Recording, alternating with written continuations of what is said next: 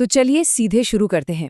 आज हम भारतीय कला के इतिहास के एक ऐसे शानदार अध्याय से पर्दा उठाने वाले हैं जिसे अक्सर इतिहासकारों ने सच कहूं तो अनुचित रूप से नजरअंदाज ही कर दिया। हम बात कर रहे हैं दक्कनी चित्रकला शैली की।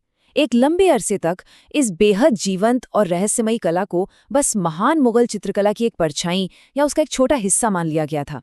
लेकिन असल में ये पूरी तरह से एक स्वतंत्र, समृद्ध और बेहद रंगीन कला आंदोलन था जिसने 16वीं और 17वीं शताब्दी के दौरान दक्कन के पठारों पर अपनी एक बिल्कुल अलग पहचान बनाई। तो आइए इतिहास के पन्नों में कहीं छिप गई इस कलात्मक दुनिया की एक रोमांचक यात्रा पर चलते हैं।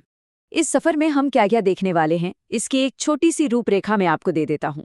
सबसे पहले हम दक्कनी कला की असली पहचान को समझेंगे, फिर हम चलेंगे अहमदनगर की प्रारंभिक शाही शैली की ओर, उसके बाद बीजापुर के रहस्यवाद और सितारों की दुनिया में, और फिर गोलकुंडा के उस सुनहरे युग में जहां अथाह संपत्ति थी, और अंत में हम बात करेंगे इस कला की उस विरासत की जो आज भी कायम है। तो शुरुआत करते हैं अपने पहले हिस्से से, दक्कनी पहचान, इंडो पर्शियन मिथक के पार। आइए सबसे पहले उस पुरानी गलतफहमी को दूर करते हैं जिसने इतने सालों तक इस कला को अपनी छाया में दबाए रखा। दशकों तक कला इतिहासकारों को लगता था कि दक्कनी चित्रकला बस एक इंडो पर्शियन शैली है या मुगल कला की ही कोई शाखा है, लेकिन ऐसा बिल्कुल नहीं है। वाकई ये 16वीं और 17वीं शताब्दी की एक बेहद स्वतंत्र, आकर्षक और सुव्यवस्थित शैली थी। जब आप इन चित्रों को देखेंगे तो इनके गहरे, चमकीले रंग, यहाँ की क्षेत्रीय सुंदरता और एक अजीब सा रोमांटिक माहौल आपको मंत्रमुग्ध कर देगा। दक्कन के जो सुल्तान थे ना, उनका सांस्कृतिक नजरिया बहुत ही कमाल का था। उन्होंने अपने कलाकारों को पूरी आज़ादी दी, जिससे एक बिल्कुल नई और अनोखी आत्मक दुनिया ने जन्म लिया। अब आप सोचेंगे कि इस अद्भुत शैली की जड़ें आखिर कहाँ थीं? तो देखिए, दक्खनी कलाकारों ने किसी एक जगह से प्रेरणा नहीं ली थी। उन्होंने मिडिल ईस्ट के सफावीद प्रभावों को अपनाया, उसमें पारसी और तुर्की कला के तत्व मिलाए, और हाँ, मुगल चित्रकला की भी थोड़ी बहुत झलक इसमें जरूर दिखती है।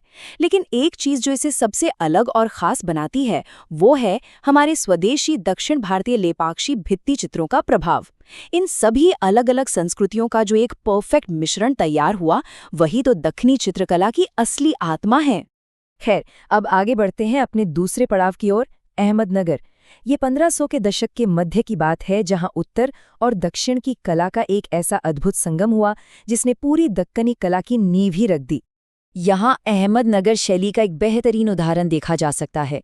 ये जो कलाकृति है, ये तारीफ ए हुसैन शाही ग्रंथ का हिस्सा है।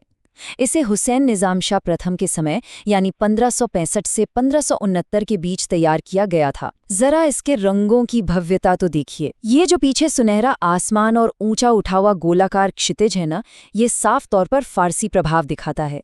लेकिन इसके जो वाइब्रेंट रंग हैं और रेखाओं में जो एक मिठास है, वो इसे मुगल या फारसी कला से एकदम अलग, एक विशुद्ध दक्कनी पहचान देते हैं। और एक बहुत ही दिलचस्प बात बताऊं, अहमदनगर के कलाकारों ने फैशन के मामले में भी उत्तर और दक्षिण भारत को क्या खूब मिलाया है। उत्तरी प्रभाव आपको उनकी चोली, फुंदे वाली लंबी चोटियों, नुकीले जामा और छोटी पगड़ियों में साफ दिख जाएगा। लेकिन दूसरी तरफ शरीर के इर्द गिर्द बंधे और नितंबों तक लटकते हुए लंबे दुपट्टे देखिए, और खासकर महिलाओं के बालों का जूड़ा जो बिल्कुल लेपाक्षी शैली की तरह गर्दन पर टिका हुआ है, ये पूरी तरह से दक्षिण भारतीय परंपरा है। ये सच में दोनों संस्कृतियों का एक लाजवाब संगम था। चलिए अब अहमदनगर से थोड़ा आगे निकलते हैं। हमारा तीसरा पड़ाव है बीजापुर, रहस्यवाद और सितारे। ये एक ऐसा राज्य था जहां चित्रकला सिर्फ रंग नहीं थी, बल्कि उसका मिलन रहस्यवाद, ज्योतिष विज्ञान और संगीत की गहरी समझ के साथ हुआ था। ये जो चित्र आप देख रहे हैं, ये 1570 ईस्वी के नजूमुल उलूम का एक पन्ना है। इसे समृद्धि का सिंहासन कहा जाता है। इसके ये 7 प्रतीकात्मक स्तर देखिए, जिन पर हाथी, शेर और खजूर के पेड़ बने हैं। ये आपको गुजरात के घरों के मुख्य दरवाजों पर लगे लकड़ी के पैनलों की याद दिलाएगा, या फिर शायद दक्कन के मंदिरों की सीढ़ीनुमा संरचनाओं की। और ऊपर का वो गहरा नीला आसमान और हरे भरे पेड़ पौधे, यही तो असली दक्कनी शैली है।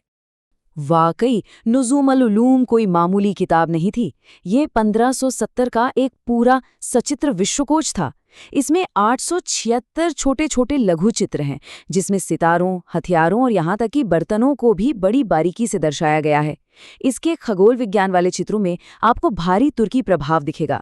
इसे अली आदिल शाह प्रथम और इब्राहिम द्वितीय का संरक्षण मिला था। और इब्राहिम द्वितीय तो कला के इतने बड़े दीवाने थे कि उन्होंने भारतीय संगीत पर नौरसनामा नाम की पूरी किताब ही लिख डाली। सोचिए, उस समय के शासकों की ब्रह्मांड और संगीत में कितनी गहरी दिलचस्पी थी। बीजापुर की कला का एक और बिल्कुल जादुई रूप देखिए। ये 17वीं सदी की योगिनी का चित्र है। योगिनी यानी एक ऐसी तपस्विनी जो दुनियादारी छोड़कर आध्यात्मिकता की राह पर चलती है।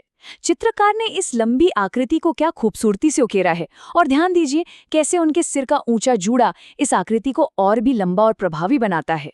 हवा में लहराता हुआ दुपट्टा, वो छोटी सी मैना पक्षी और आगे की तरफ खिले हुए ये सुंदर फूल पौधे, ये सब मिलकर इस चित्र में एक बहुत ही रहस्यमयी सी जान डाल देते हैं। अब हम आते हैं अपने चौथे और शायद सबसे चकाचौंध वाले हिस्से पर, गोलकुंडा, धन और सोना। ये दक्कन का स्वर्ण युग था।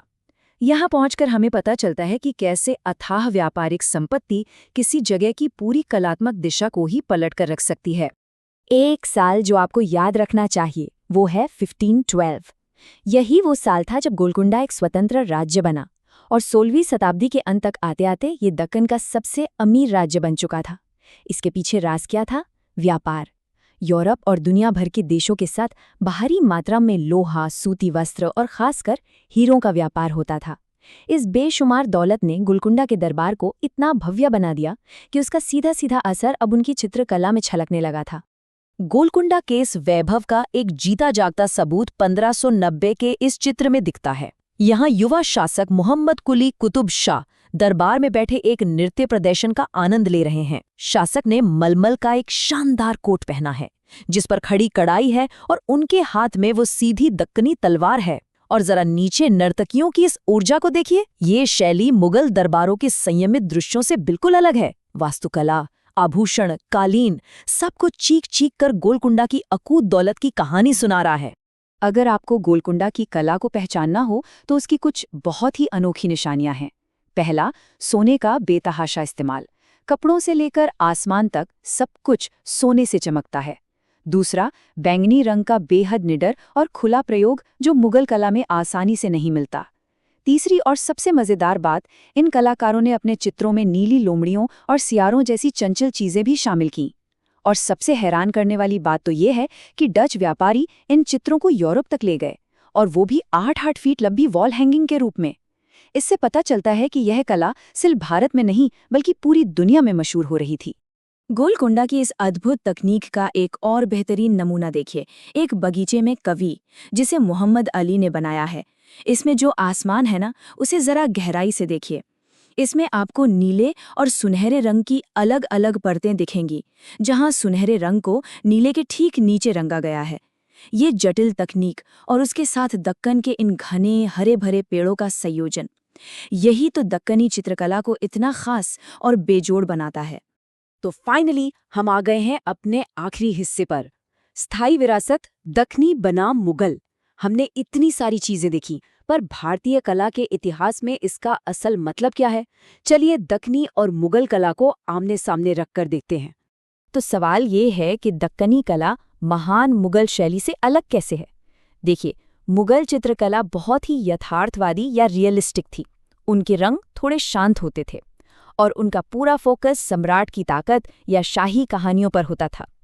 लेकिन दक्कनी चित्रकला, ये अपनी ऊर्जा में एकदम अलग है। ये बहुत ही आकर्षक, भावनाओं से भरपूर और गहरे चटक रंगों से सजी हुई है। इसमें एक रोमांटिक सा एहसास है, और ये अपनी क्षेत्रीय जड़ों और रहस्यवाद से बहुत गहराई से जुड़ी है। तो ये साफ है कि दक्कनी चित्रकला मुगल कला की कोई कॉपी नहीं थी, बल्कि ये अपने आप में एक स्वतंत्र और गर्वित कला शैली थी। तो इस खूबसूरत सफर के अंत में एक बहुत बड़ा सवाल जहन में आता है। सोचिए जरा, अगर दक्कनी चित्रकला जैसी शानदार और रंग-बिरंगी कला इतने लंबे समय तक सिर्फ इसलिए छिपी रह सकती है क्योंकि मुगल साम्राज्य की चमक बहुत ज्यादा थी, तो इतिहास के पन्नों में और ऐसी कौन-कौन सी क्षेत्रीय कलाएं होंगी जो आज भी बस हमारे खोजे जाने का इंतजार कर रही हैं? इस विश्लेषण में मेरे साथ जुड़ने के लिए बहुत-बहुत शुक्रिया। इतिहास के ऐसे ही और अनसुलझे रहस्यों को जानने के लिए हमारे साथ बने रहिए।